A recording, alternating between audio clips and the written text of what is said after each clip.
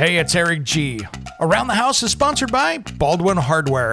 For 75 years, Baldwin Hardware has been known for its first-class quality and craftsmanship in door and cabinetry hardware. As an alumnus of the Baldwin Hardware Design Council, I can say I have seen the details and quality from design to the finished product. If you're looking for a new style and old-world craftsmanship, I can tell you there is only one Baldwin Hardware. Check out what would look great in your home at baldwinhardware.com.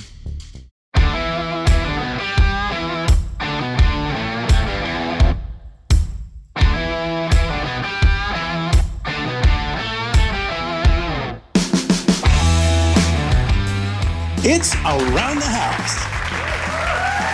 When it comes to remodeling and renovating your home, there is a lot to know, but we've got you covered. This is Around the House. Welcome to the Around the House show. This is where we talk everything about your home every single week. Thanks for joining us today. I appreciate you tuning in. Now, this is our midweek special where we dive into the stuff that didn't make it into last weekend's show and, of course, didn't make it into this week's show. And I wanted to talk about a few things now that we're getting into fall. I mean, it's really getting into winter now. I mean, Christmas is next month. Think about that crazy fact. This weekend, we're changing the clock, so it's going to feel darker. It's all starting to come around right now into that winter time of year, no matter where you're at in the United States. Well, a couple things I wanted to talk about here, because as we get cooler, this is when we start to see fires. And I want to talk about fire prevention here a little bit in this one, because one of the biggest ones are space heaters. Now, it could be someone in the office. This could be you. Showing up at your office, you got the little space heater sitting underneath your desk. The newer ones have some decent safety devices on them, so if they get kicked over, they start beeping, maybe turn off. The old ones, they'll just burn the place down. Can't tell you how many times in homes and office complexes every single year we see space heater fires that go on underneath. Now, first off, people will plug them into, multiple outlet surge protectors or whatever. Never plug these things into something that is going to split off that power like a surge protector or one of those multiple outlet type situations where you can split the outlet into two or three. No, do not. Don't plug them into extension cords. If they can't go into the wall, find a closer outlet. Do not put them into a surge protector. They're not rated for it, guys. Just make sure you don't burn that part down as well. Now, the other thing is, too, is I see those in bedrooms. I see them, under your desk is even dangerous because, maybe you got a trash can down there and the paper gets, you missed it with the piece of paper you just threw away or wrapper. Now, all of a sudden, you can have a fire. I don't want to see you burn your employer's place down like it's office space at the end of the day because, you didn't turn off the heater or didn't use it correctly. So just be careful out there. And I see them in basements and in bedrooms. Man, I'm just not a space heater fan. If you can get it where you don't have to use it at all, you're good to go. I've got one here in my office, but I tell you what, that thing gets turned off and on all the time just to take the edge off, and it works well. Am I going to do something different with it? Absolutely, because it's a temporary fix. Well, now that we're coming up here to changing the clocks back, man, I can't believe we're doing it. Since Halloween's behind us, we're getting ready to go. Something I wanted to talk about was smoke detectors and carbon monoxide detectors. Of course, smoke detectors, when you go up and check those batteries this week, which I think everybody should do, make sure that those things are marked because every 10 years they should be replaced. If it's at 8, I do it anyway. But no longer than 10 years. If that's 10 years, that should be like a week after the milk's been in the fridge. Don't touch it. Get a new one. It's not worth it. And now if we get into carbon monoxide detectors, this is one of those ones that we just don't talk enough about. Now let's think about this. They recommend that they should be installed in a lot of different places in your house, even if you have all electric appliances. If you have all electric appliances, I still want to see one mounted by the garage door. And if there is a space above that's a living space, I want to see one put up there too. Because all it takes is a car idling in that garage and you can fill the house out with carbon monoxide. So I still recommend using them. Now, installations, those locations vary by the manufacturer. So always follow the instructions of where to put them. Because it's just depending on how they built them and how they're researched. Some of them want them on the ceiling, some of them are on the wall, But here's the main thing that you should be thinking about. The International Association of Fire Chiefs recommends a carbon monoxide detector on every floor of your home, including the basement. Detectors should be located within 10 feet of each bedroom door, and there should be one near or over any attached garage. Each detector should be replaced every 5 to 6 years, which reminds me, I have one or two I need to replace because I think they're older than that, and it's time to get those things gone. Now, carbon monoxide detectors do not serve as smoke detectors or vice versa. However, there are units out there like one I have in my house that is a dual smoke and CO detector. Now, the one I have is the Google Nest Protect. I absolutely love it. I think it's smart. If you have a high ceiling, it's even better. What I like about this is if you're away from the house and you have it set up on your phone on the app, it will tell you when an alarm is going off. It'll tell you that, hey, smoke is detected. Maybe it's not enough to normally set it off, but it senses smoke. It'll tell you. Carbon monoxide, it'll also tell you. Why I like that is if you're at home, not a big deal. It tells you. If you're gone, it tells you. So maybe the kids are home or they're sitting there after school and you're out running errands or at work. It'll tell you if you've got something going on there. And so you're not relying on them to take off the gaming console headset and make sure that they're actually doing something with it. So it's a great way to go. And I can tell you what, it's nice to be gone and know that if something happens in that house, if it detects smoke, it's going to tell me. It's not going to be for the neighbor seeing the smoke out the side of your house to call 911. This could prevent a fire, and I like that. So that's good.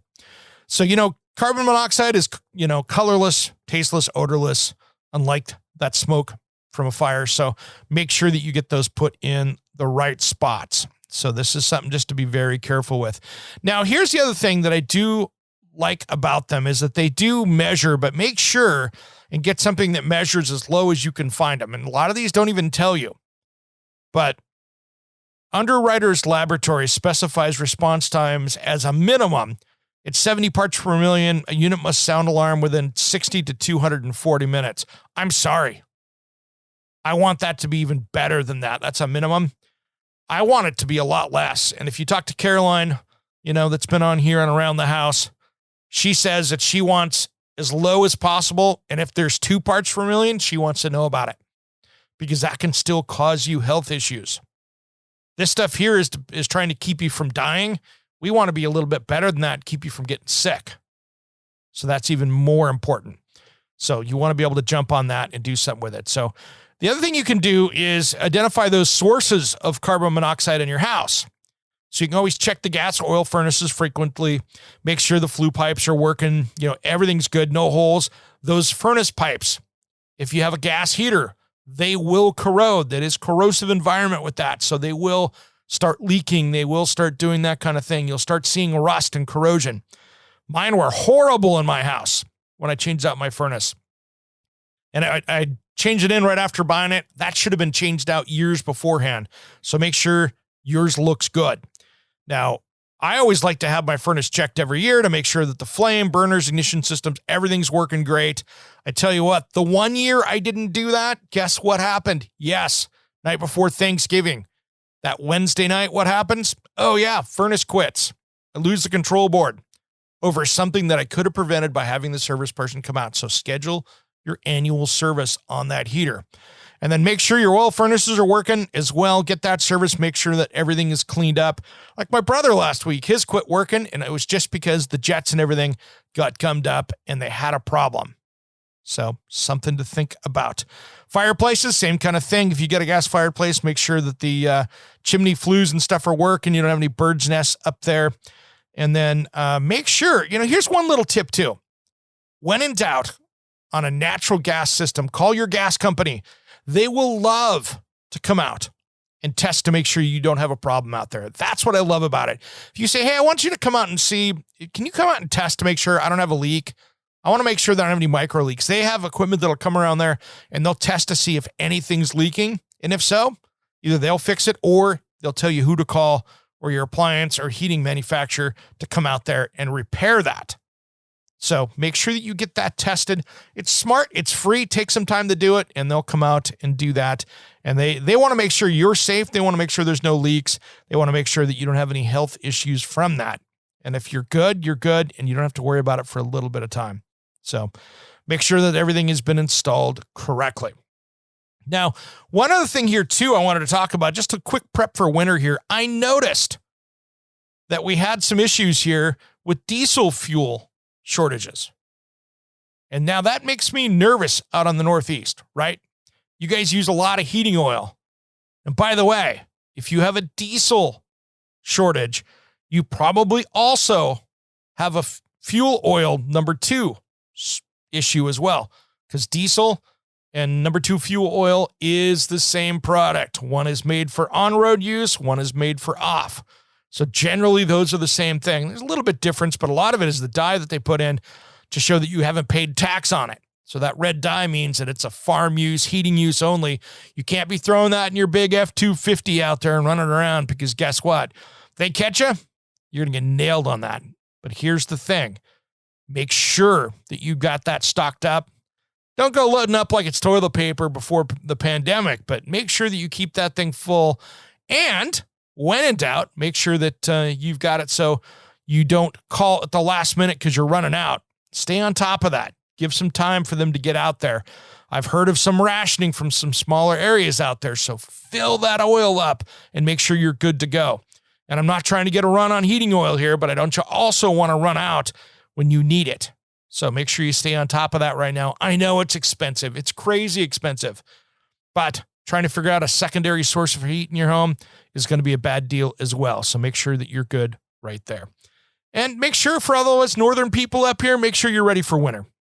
Make sure you got that extra food, maybe that pantry a little bit more packed up than normal is, and have things ready to go, because it could be a crazy one this year. And all of you down in Southern California and Florida and places like that where it's warm, Hawaii, you can laugh at us and say, yep, we're all getting ready for winter, and you guys are out there playing golf and it's 70 degrees. But even down in Texas, remember we had a couple years ago, we had that huge problem with the ice storm. So that took out and caused a bunch of problems. So make sure that you've got all those things. And a couple weeks ago, we did that fall maintenance checklist for all you people that live in the colder climates. Make sure you go through that, and you're going to be good to go. All right, everybody, we have a great show coming up this weekend that I'm super excited about. We're going to be talking with Emily Mottram, author of Pretty Good House, and she's also a architect as well out of Maine. Friend of mine, she comes on, we talk building, we talk about her book, we talk about some smart building practices that I love. And then hour number 2, we are diving in to, this is going to be a lot of fun. This is our second part of our Hiring a Contractor series, and this is going to be for you contractors and for the homeowners out there. I've got Michael Showalter from Construction Dispute Resolution on the show. And he's one of those guys that when you have a construction issue with a contractor before you're going to court, he's the guy you call to help mediate and maybe get that problem fixed out. And as well as you contractors out there, if you've got an issue with a homeowner, he's the guy to come in and help solve that problem as well. So he's been doing that, I think, since 1993. So he's got a lot of wisdom that he's going to spread out to you guys as our second part of the series. You know, last week we had how to hire a contractor. Now we're going to be how to work out problems with a contractor, or a few contractors, how to work out problems with the homeowner, because that coin there has two sides. So I tell you what, there's a lot of bad contractors out there, and there's just as many, if not more, bad homeowners out there as well. So it's something that we need to be careful with, and I love both of them. There's a lot of great homeowners and a lot of great contractors out there, but problems are problems, and we're going to see if we can help you solve those with a little bit of wisdom here. All that and more coming up on Saturday on Around the House show that you don't want to miss. All right, everybody, have a great rest of the week here. I tell you what, can't believe it's November. Stay safe out there, and it's starting to think, now that we're done with all those crazy Halloween memes, I'm kind of happy for that. We'll start seeing people do the No Shave November or whatever. That to me is a little bit easier. And with this beard, it's always No Shave November. All right, everybody, have a great rest of the week. And thanks again for listening to Around the House.